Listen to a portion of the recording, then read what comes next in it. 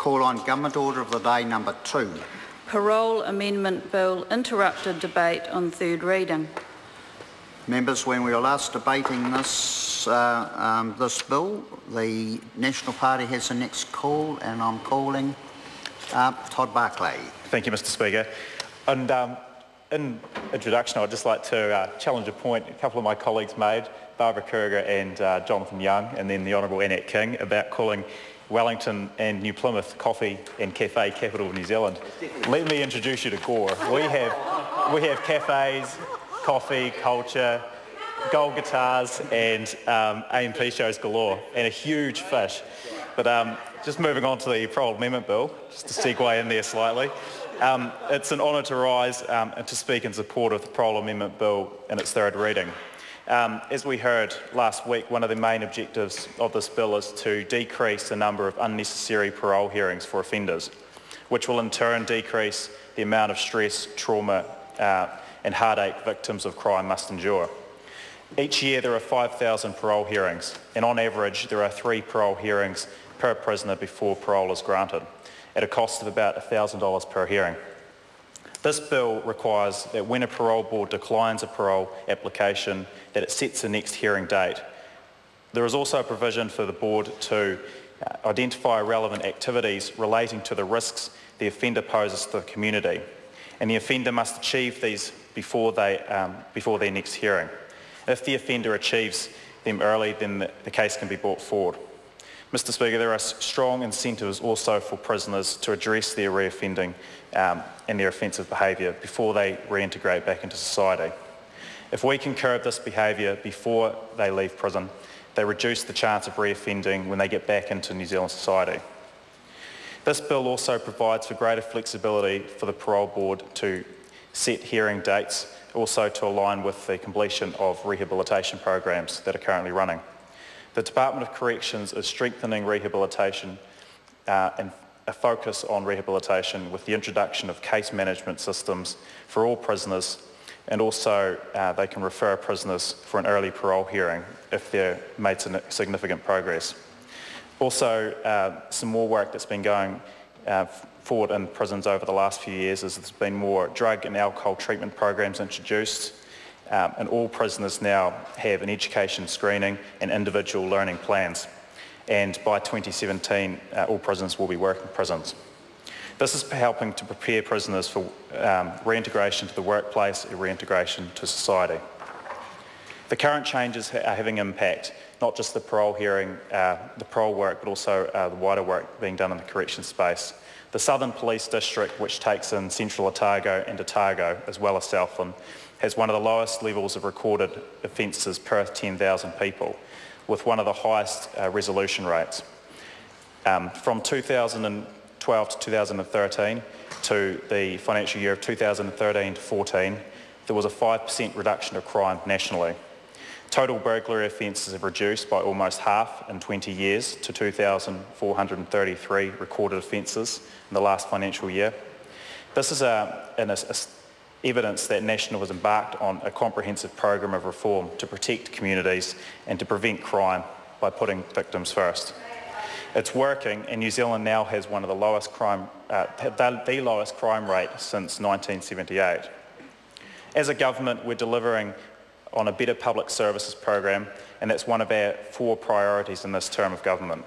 And we've set challenging targets for crime to reduce the crime rate by 15%, violent crime by 20% and youth crime by 25% by 2017. And we've enhanced these targets just last week, Mr Speaker. We've already met and exceeded 2 of them, and now we're increasing them to a total reduction of 20% of crime. The proposed changes in this bill will only enhance that. It is critical that we stymie reoffending, prevent first-time offenders becoming recidivist offenders, but to take it one step further, take it one step back, Mr Speaker, there are a lot of initiatives underway, directly and indirectly, that prevent members of society becoming an offender and therefore entering the justice pipeline. The first one I want to talk about is a social sector trial, where we're lucky to have one of these taking place in Gore, actually. I met with them last week, and it involves representatives from the Ministry of Justice, the Ministry of Education, Ministry of Social Development, including Child, Youth and Family and Work and Income, a number of the schools in the area and the police, and they meet on a regular basis and they pull their resources together by identifying families and individuals that need government support and that are receiving government support, and trying to get them back into an appropriate program, whether that be reintegration into the education system or reintegration into the workplace, in order to prevent them becoming participants in the justice pipeline. And I think this is one example of a wider initiative that's taking place that will enhance the work that's being done in the justice sector to try and prevent people from entering into this downward spiralling unfortunate situation for them. Another example of something that's taking place in my electorate that works in with the social sector trial in order to prevent people entering into the justice pipeline and therefore being before parole is the student engagement scheme, and that is it's a program run by all of the high schools in the area in consultation with the Ministry of Education, again to reintegrate students that are currently falling between the gaps in the education system. Another initiative that's taking place across the country is to do with 2,000 of the government's toughest clients, and these are males that are currently in care in New Zealand, and they're currently some of them have been in care of more than one or two families. There was one child that is 12 years old in my electorate who has had 93 families in foster care that have looked after him, and he's only 12 years old. And he's one of this group of 2,000 children, and based on 30 years of records that have been collected by Treasury, the Ministry of Social Development, Justice and Education, their future prison costs combined will cost the taxpayer $750 million in prison costs alone.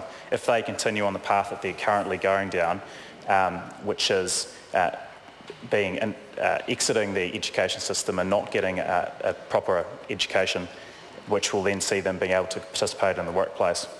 So by servicing the system, caring for children and the prison system in isolation, we're not going to be able to define a result and help these people out. We need to be looking at, and which this government is doing, looking at how different agencies are interacting with different members of society and getting them to work together for the common result, which is to enhance the life of individual New Zealanders and to prevent them becoming part of the justice pipeline, which ultimately sees them before a parole board in the future. So while it's a bit disconnected from the purpose of this particular bill, these New Zealanders who are currently on the pathway to being a part of, or recipient or beneficiary of the outcome of this bill, if we can prevent them from getting there, then it will only enhance the impact that the changes in this bill will have. So if we can do that, Mr. Speaker, it will have a positive impact on not only those individuals, but the communities in which they live, their families, on the justice system more generally, and the well-being of victims of crime as well. So as we see the changing dynamics of the parole system, the needs of the victims and of offenders, it is timely to reconfigure the parole system in order to meet those changing and evolving needs. So it is in that context and with that background that I commend this bill to the House, Mr. Speaker. I call David Clendon.